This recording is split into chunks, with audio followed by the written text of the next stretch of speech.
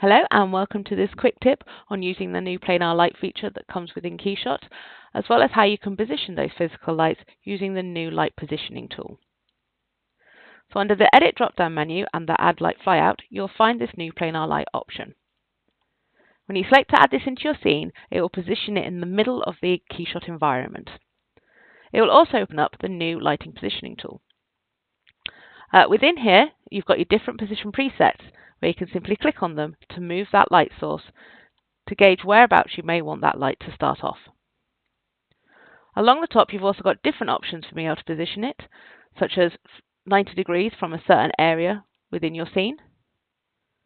You can target and highlight where that lighting is going to be. Or you can also orbit round if you wanted to rotate where that light source is coming from.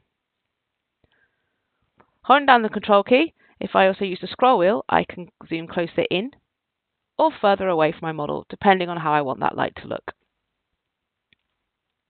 If you'd prefer to use the other Move Tool option, you can click on this Go To Move Tool, and then that will then display the 3D gizmo that you'll be used to using for moving any geometry within your scene. If your geometry contains a light source material attached to it, you will have the option along the top here to go to lighting positioning to use the brand new Move Tool. When I edit that material, you'll see here that I can also adjust the width and the angle.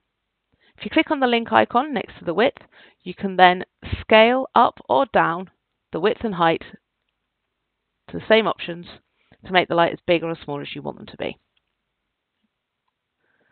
With the angle, what you can do here is create a spotlight effect, whether or not it is going to be in the vertical or the horizontal distance.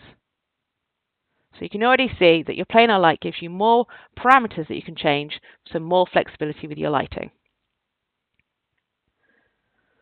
Another thing you can do with your planar lights is you can apply light map textures to them to further control how the light is projected from the model. So applying that texture, if I go to the properties and reduce that angle down to 0, we can see that it is now casting light through the lighter areas of the image and shadows through the dark areas of that image. Depending on the image that you've added in, you may need to tick the Use Color Alpha options just to make sure that that image is then clearer. You can then start to manipulate all those different settings to get the final look that you are after. Please note though, if you are using a textured image, if you increase the angle, it will start to fade out and blur out that textured image. So depending on the look you're after, it's depending on whether or not you go for a 0 angle or you start to increase that angle ever so slightly.